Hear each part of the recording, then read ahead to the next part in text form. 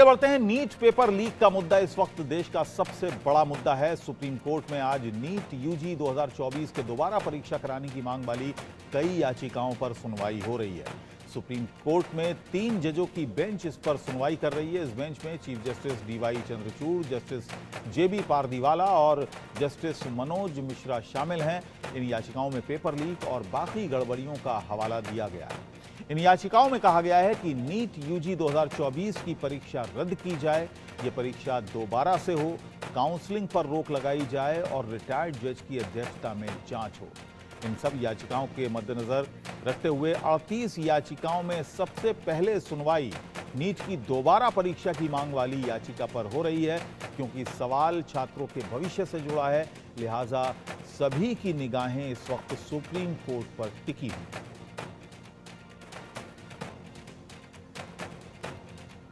तो नीट को लेकर काफी एक बड़ा मुद्दा इस वक्त नीट का है, क्योंकि 24 लाख से ज्यादा छात्र इसमें अपियर हुए थे। 23 लाख छात्रों ने इसमें अपियर हुए थे, 24 लाख से ज्यादा रजिस्ट्रेशन हुए थे। ये हम बता रहे हैं कि सुप्रीम कोर्ट में इस मामले में फिलहाल सुनवाई चल रही है और सुनवाई में टोटल जो याचिकाएं हैं वो 38 याचिकाएं हैं। लेकिन सबसे पहले उस याचिका की सुनवाई हो रही है जिस याचिका में कहा गया है कि इस परीक्षा को रद्द किया जाना चाहिए। और आगे बढ़ेंगे, आदित्य कुमार हमारे संवाददाता, उनकी एक रिपोर्ट आपको दिखाते हैं। उसके बाद इस पर आगे भी कुछ रिपोर्ट्स हमारे पास हैं और लाइव भी हम चलेंगे। क्या कुछ चल रहा है सुप्रीम कोर्ट में ये भी आपको बताएंगे, लेकिन ये पहले रिपोर्ट दें। हमारे साथ श्रीनिवास जी हैं। श्रीनिवास जी, क्या एजेंडा है आज के जंतर मंतर? देखिए, पेपर लीक सरकार को सुप्रीम कोर्ट ने क्लियर आदेश दे देगा करके हम लोगों को बहुत बड़ा विश्वास है। री एग्जाम होगा और जो छात्र बच्चे के साथ किस तरीके के इन लोग ने इंजस्टिस किया है, 33 लाख बच्चों के साथ खेला है, उनके सपना को तोड़ने का काम किया है, तो कहीं ना कहीं ये सरकार को झुक के री एग्जाम करना पड़ेगा। धर्मेंद्र प्रधान, लीकेंद्र प्रधान का इस्तीफा लेना पड़ेगा। मामला कोर्ट में है, आज सुनवाई है। एक तरफ सुनवाई चल रही है, एक तरफ आपके जो लोग हैं, कार्यकर्ता हैं, वो धरना दे रहे हैं। इस पे क्या कहेंगे? देखिए, सारे इंडिया गठबंधन का जो फ्रंटल है, हम लोग आज सांकेतिक तौर पे हम लोग ने प्रोटेस्ट कर रहे हैं। इसको आगे बड़ी लेवल पे हमने प्रोटेस्ट करेंगे। तो आप सुन रहे थे श्रीनिवास बीवी जी को। इनका साफ कहना है कि एनटीए को बैन किया जाए और धर्मेंद्र प्रधान का इस्तीफा दिया जाए। कैमरामैन अनीस के साथ मैं आदित्य कुमार, इंडिया न्यूज, दिल्ली। और मेरे 2 सहयोगी इस वक्त मेरे साथ जुड़े हुए हैं। जावेद हुसैन दिल्ली से मेरे साथ लाइव हैं, पटना से रितेश मिश्रा मेरे साथ लाइव हैं। जावेद, पहले ये बताइए, सुप्रीम कोर्ट में सुनवाई शुरू हो चुकी है, किस याचिका पर सबसे पहले सुनवाई हो रही है? क्योंकि 38 याचिकाएं हैं। जी देखिए, सबसे पहले जो अभी तक जानकारी मिल रही है कि 38 में से नीट एग्ज़ाम को कैंसिल कराने के याचिका पे इस वक्त सुनवाई चल रही है। लेकिन इस आज का जो सुप्रीम कोर्ट का जो सुनवाई होना वो बेहद खास है और 33.5 लाख स्टूडेंट और इसके अलावा जो उनके परिवार हैं और पूरा देश इस सुनवाई के लिए नज़र बनाया हुआ है कि आखिर सुप्रीम कोर्ट का क्या फैसला होता है। इस सुनवाई में अहम खास ये भी है अबुल, मैं आपको बता दूं कि इसमें EOU की जो सबसे इनिशियल जो जाँच बात हुई थी, उस रिपोर्ट को भी सीबीआई इसमें अहम मानकर इसको देखेगी। इसके अलावा ईओयू ने अपनी जो इन्वेस्टिगेशन पूरी की है, उसमें जब तक सीबीआई इस केस को उन्होंने हैंडओवर नहीं लिया था, सीबीआई की जब तक एंट्री नहीं हुई तब तक ईओयू ने कई गिरफ्तारी की थी। और जो एक कनेक्शन है, वो कनेक्शन सामने आया है कि देखिए ये पेपर कहां से, कैसे और किसके जरिए लीक हुआ, किसके जरिए प्रॉक्सी कैंडिडेट बैठाया गया, ये पूरा नेक्सस क्या है। सीबीआई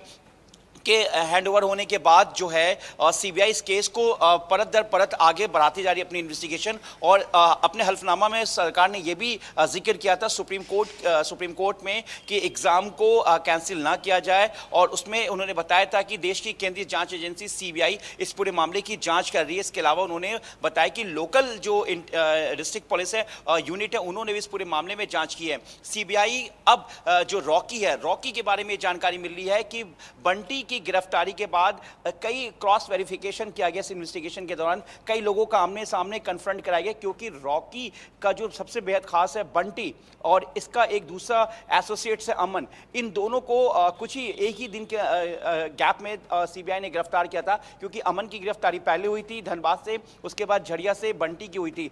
जब अमन की गिरफ्तारी हुई उसी दौरान बंटी वहां से फरार हो गया था। तो इन लोगों का सबसे बड़ा षड्यंत्र है कि ये इस पूरे कॉन्स्पिरेसी में शामिल है और ये सब एक एक पॉइंट भी इस सुप्रीम कोर्ट की सुनवाई का एक हिस्सा हो सकता है, क्योंकि सीबीआई बिहार और झारखंड के इस पूरे पेपर लीकेज मॉड्यूल की इन्वेस्टिगेशन कर रही है और सीबीआई ने साफ बताया कि इनिशियल इन्वेस्टिगेशन में कि कैसे पेपर लीक मॉड्यूल और प्रॉक्सी कैंडिडेट मॉड्यूल ये दोनों इस नीट स्कैम में है। और सीबीआई ने ये भी सरकार ने ये भी बताया था सुप्रीम कोर्ट को अपने हलफनामा में कि कुछ सेंटर्स हैं जो इफेक्टेड है, कुछ स्टूडेंट हैं जो आइडेंटिफाई हुए हैं और करीब 30 स्टूडेंट हैं। लेकिन जावेद, सबसे बड़ी परेशानी आगे के एग्जाम के लिए उनको सबसे बड़ी परेशानी सुप्रीम कोर्ट के सामने यह है कि अभी जांच इसकी पूरी हुई नहीं है, अभी तक पूरी कुछ भी खुलकर सामने नहीं आया है।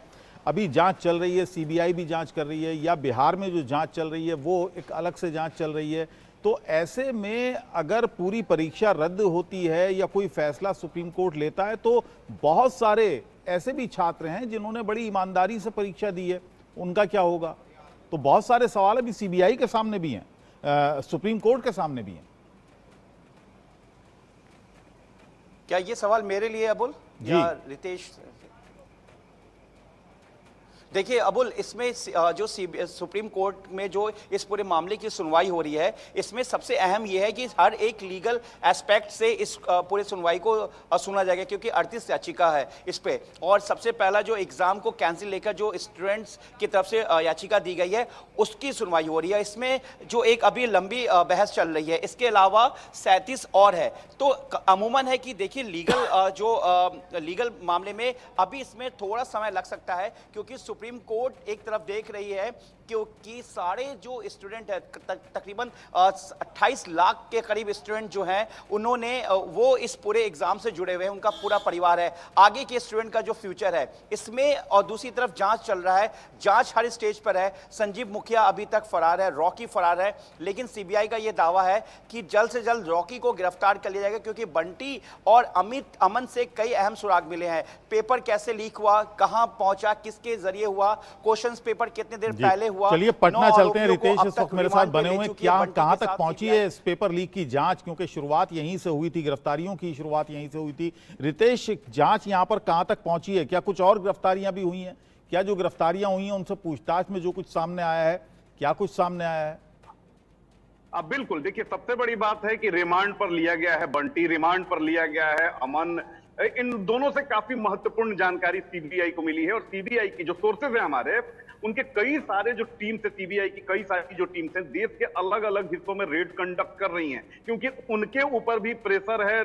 दूसरा अगर कोई केस रहता तो चलिए वहां पर आप माइन्यूटली और काफी स्लोली सारी चीजों को करते, लेकिन ये देश के 24 लाख भविष्य, देश के 24 लाख बच्चों का मामला है, लिहाजा यहां सीबीआई काफी तेजी से अपनी कार्रवाई को कर रही है। और जो सोर्सेज है हमारे, उनका कहना है कि बहुत कुछ जानकारी मिली है, चाहे वो सॉल्वर सरगना संजीव मुखिया हो, उसका राइट हैंड रॉकी हो, उनके बारे में जानकारी मिली है। और सीबीआई जो है कदम फूंक फूंक कर रख रही है, क्योंकि कानूनी तौर पर भी काफी मदद ले रहे हैं ये जो दोनों सरगना है। तो इसको लेकर भी सीबीआई काफी फूंक फूंक कर कदम रख रही है, ताकि कल अगर उनकी गिरफ्तारी होती है या पूछताछ की नौबत आती है तो कहीं उन्हें कानून का कोई फायदा ना मिल जाए। तो इस ओर सीबीआई लगातार बढ़ रही है। इसके अलावा कई सारे कोचिंग संस्थान, देश के कोचिंग संस्थान जो हैं वो सीबीआई की रडार पर हैं, उनकी संलिप्तता निकलकर सामने आई है, ये ताजा अपडेट है। इसके अलावा बहुत सारे डॉक्टर जो पीजी की पढ़ाई करते हैं, जो मेडिकल के विभिन्न मेडिकल कॉलेजेस में पढ़ाई करते हैं, जैसे पटना के भी कुछ छात्र हैं, रांची के भी कुछ छात्र हैं, और आ रहा है कि राजस्थान मेडिकल कॉलेज के भी कुछ छात्र इसमें संलिप्त हैं, जिन्हें पैसा दिया जाता है, बाकायदा फ्लाइट से बुलाया जाता है विभिन्न परीक्षा केंद्रों पर। तो उनका भी पूरा लिस्ट सीबीआई ने तैयार कर लिया है, उनकी लिस्ट तैयार हो चुकी है और बहुत जल्द अब वो भी जांच के दायरे में आने वाले हैं। लेकिन सबसे बड़ी बात है कि एक चीज और है, सबसे बड़ी आपने बता दिया किस किस की गिरफ्तारियां हुई हैं, कहां कहां